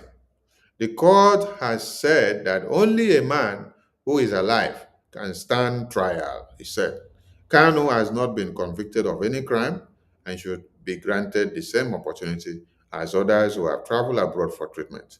Mr. Aguch urged the Speaker to use his office to press the executive for compliance with court directives and secure medical care for Mr. Kanu, warning that it is a matter of life and death and the demands of the House attention is needed. Are you getting the point? Now, as this senator is crying here alone, raising this motion, this is what another senator is doing. Mr. President, the Senate is worried that if the activities of Simon Ekpa, who is issuing the illegal sit-at-home order, is not checked, he may succeed in corrupting the minds of Nigerian youths and turning them against the government of Nigeria. Accordingly, the Senate resolved to condemn the sit-at-home in totality, as well as the nefarious activities of Simon Ekpa, who is the gang leader. Point of order, the leader of the Senate.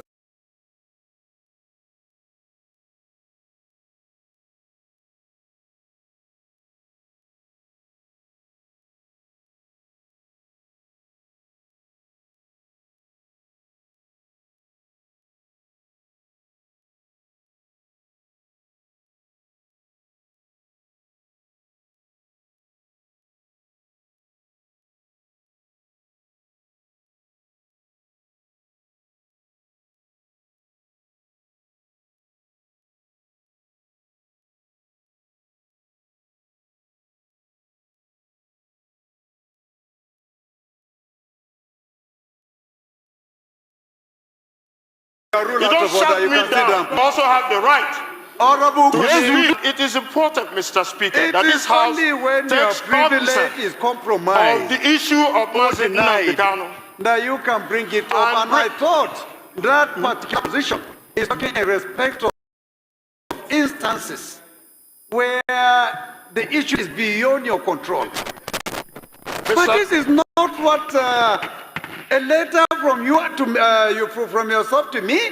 Yes, sir. When I have as a member Mr. Speaker, direct access to come to my office and seek for explanation. Speaker, I've been to your office. Go through this? I've been to your office to seek argue with the Speaker. Please, Mr. Can you read the order book, Rule 6 and Section 2, to know that Honorable Obi Ogoja, I represent the great people, Mr. Speaker, of Iguano, Umaya North and Umaya South constituency. Mr. Speaker, I'm an Abia man. Mr. Speaker, I rise on Order 6, Rule 2. Matters of privilege.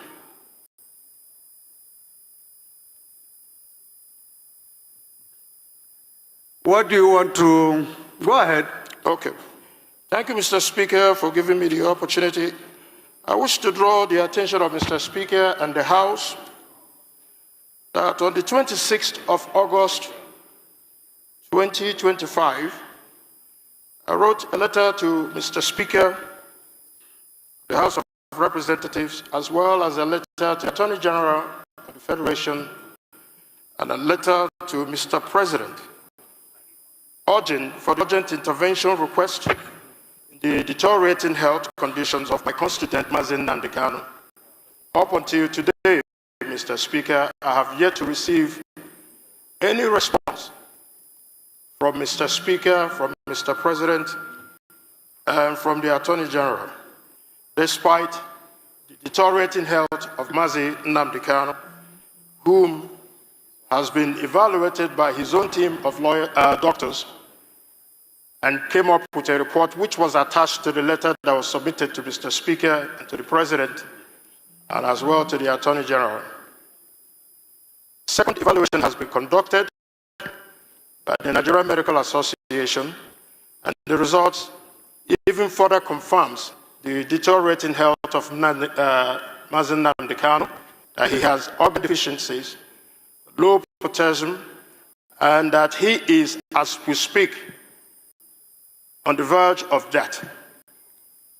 Mr. Speaker, at the instruction of the court instructed in 8 days for the Nigerian Medical Association to also do their own assessment. So there are 3 reports now, Mr. Speaker, all leading to the same direction.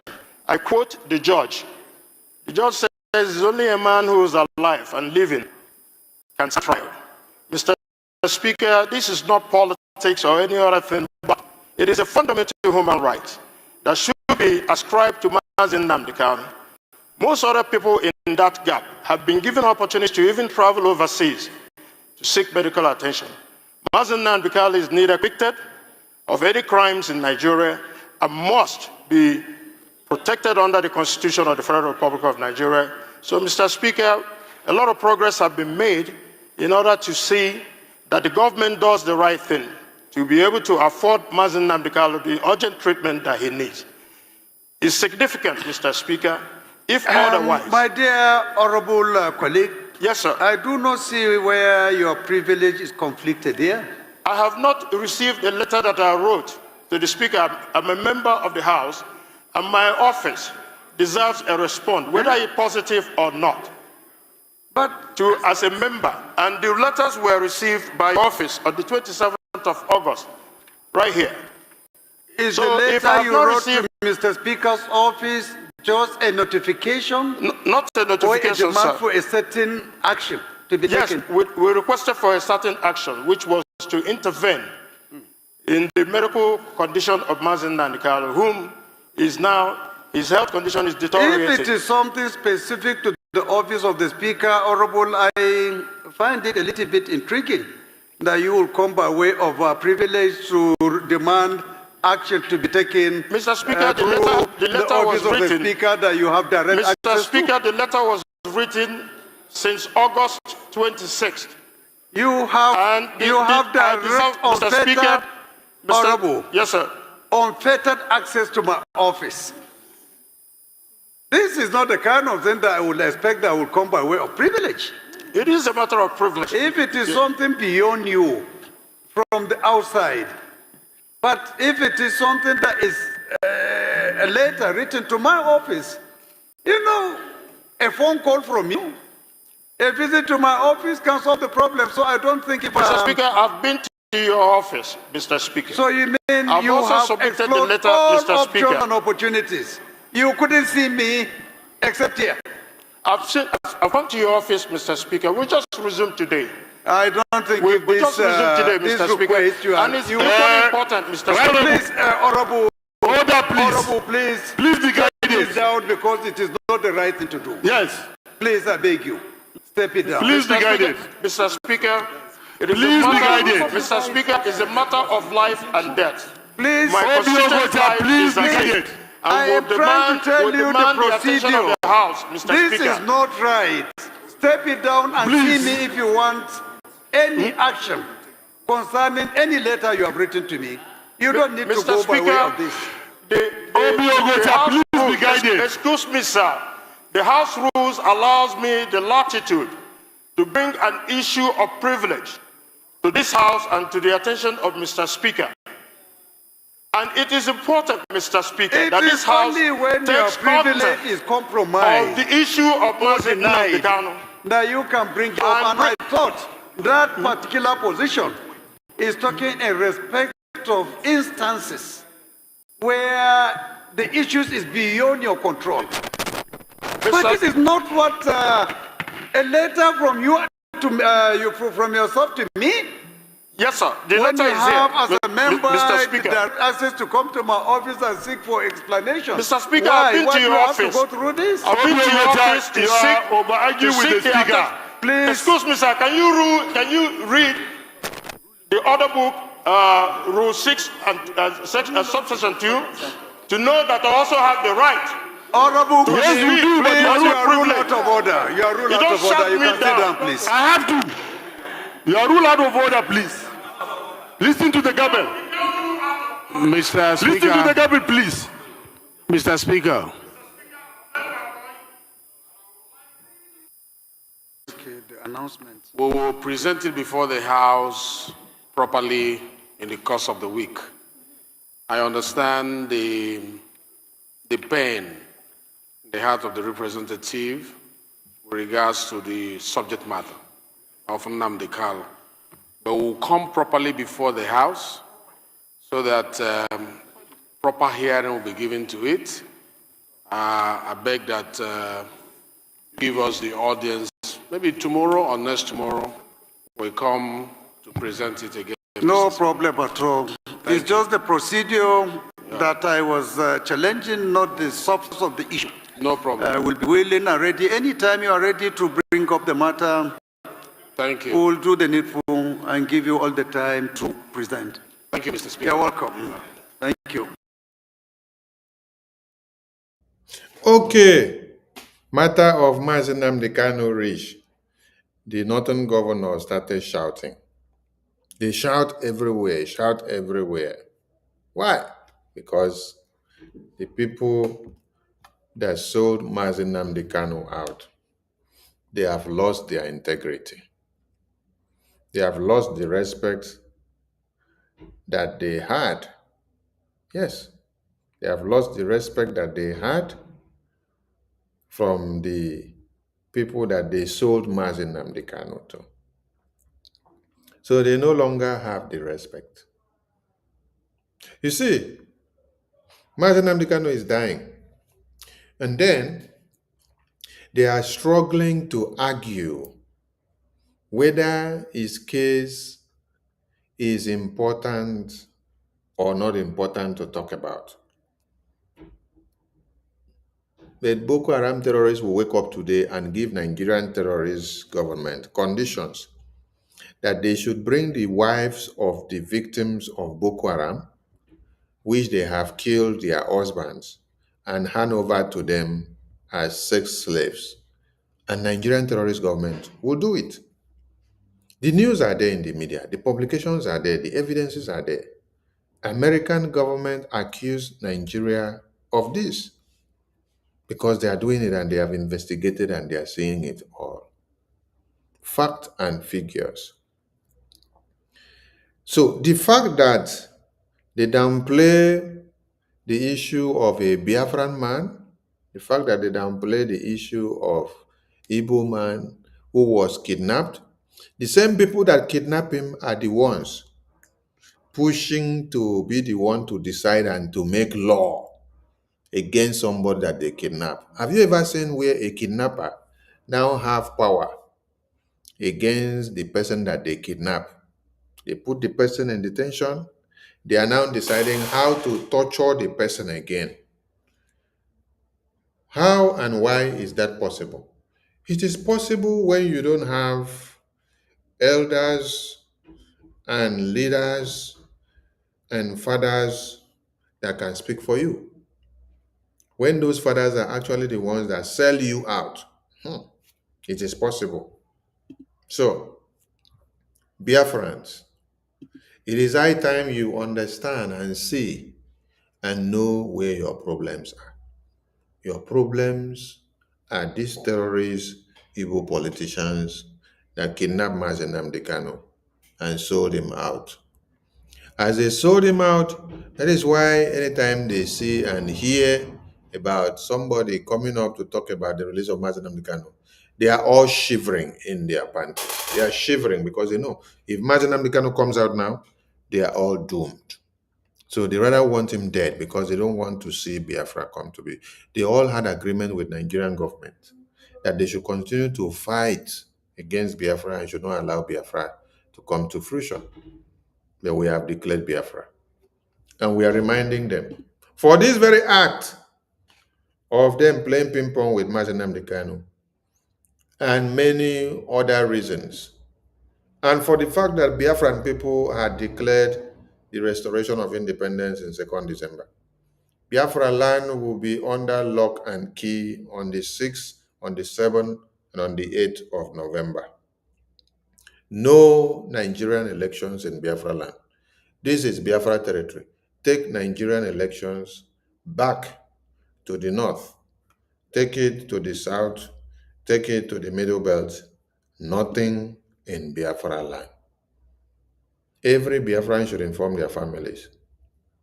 Yes, total lockdown, no Nigerian elections in Biafra land from the 6th, the 7th, and the 8th of November 2025. The awareness has started very early. The Biafra de facto government have given you the message very early, so don't say you did not hear it. Start educating your families now and let them know. And remind them that Mazi Nnamdi Kanu is dying in detention. Mazi Simon Ekpa was in prison in Finland. All of them are what? Because of Biafra. Not because of their personal interests. Not because of how much they want to gain and what they want to make for themselves. No. Because of Biafra independence. So, let Nigeria understand.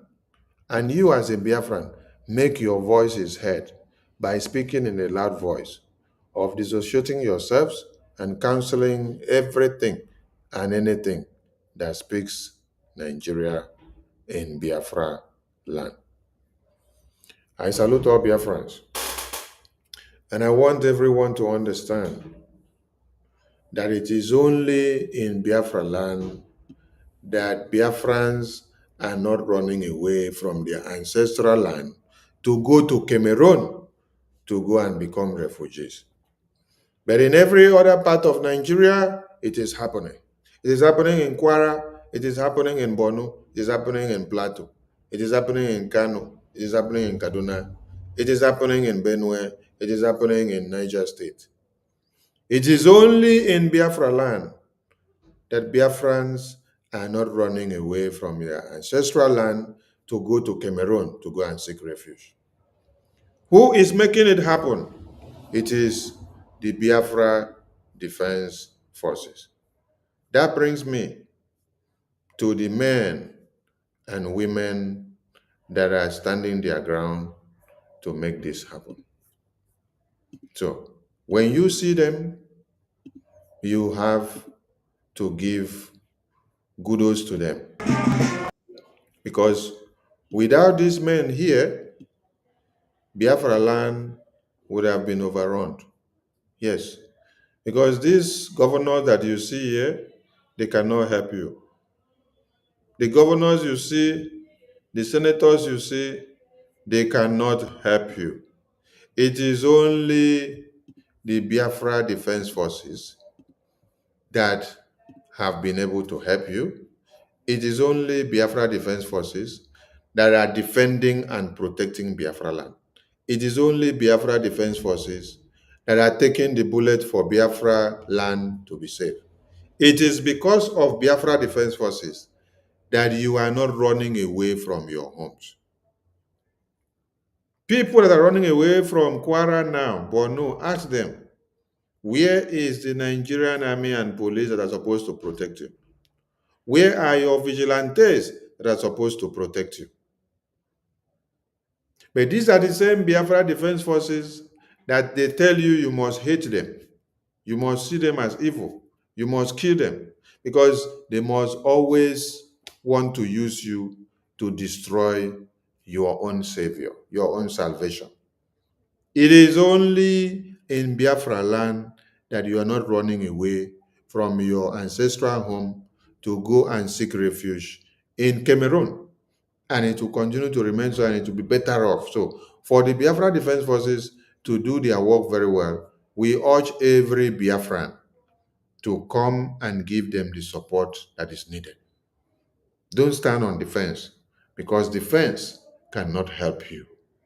Rather, come down from defense and join hands to make sure that you defend Biafra land. You see, now we are all laughing at the people of Kwara. We are laughing at the people of Benue. We are laughing at the people of Kaduna. We are laughing at the people of Zamfara. We are laughing at the people of Plateau. We are laughing at the people of Kano. When the Biafran people were putting up an army, all these countries and all these states, they were angry with the Biafran people. They were making caricature with the Biafran people. They were calling Biafran people names. Yes. They said we were useless. They said we were kidnappers. They said we are this, we are that. But all the sacrifices that we did has come to play for us and to keep our babies, women, and children alive, and to protect us from the assailants that have unalived thousands and millions in the far north. It is your daily contribution as a Biafran in the homeland that is making it happen. So join hands to make sure you support this Biafra army so that they will do more and continue to do more so that you will not run away from your land. This is the army of God. Come and support and join wherever you see us live. Wherever you see the Biafra de facto government in exile assemble, come and support so that they can give the Biafra Defense Forces everything needed to protect Biafra land. This is not time to listen to the propagandas of one Nigerian terrorist government. They have done propagandas enough. It is you that want to listen to them that would rather prefer that the Boko Haram terrorists will come and cut your head. Come and support Biafra army because they are your only savior. I salute all Biafrans.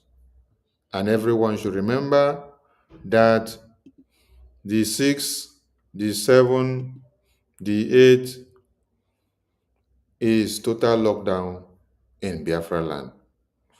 I salute all of you and let the good work continue as we forge ahead to see that Biafra is restored. Ise, Ise, Ise. See you all tomorrow and pray for our leaders.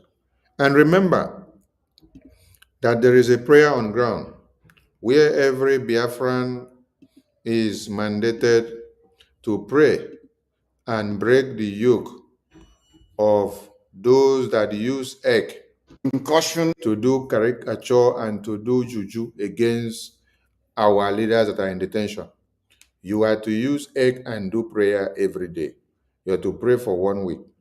You pray, breaking all the incantations and the juju that they have done on the head of our Onyendu and the head of our Prime Minister. You send it back to sender. If you can have yourself reachable to water or the water side, or you put your legs in basin or in your bathroom tub, put your legs there, do the prayer, and then later you burst the egg on the floor, inside your bathroom or outside or the veranda or anywhere. Allow it to dry off, later you can clean it up. Do this prayer with the egg for good 1 week. It is to destroy whatever that they have done with juju against our Prime Minister and against our Supreme Leader. Do it. Egg is life. Burst and break and destroy their evil incantation. For good 1 week, you must continue to do it. I thank you to everyone, and remember to observe and to keep these days holy. Share it and make your family and friends be aware so that they don't become the scapegoat. I salute all of you and good night from here. Remember to support our PDF because they are the life of the Biafran people.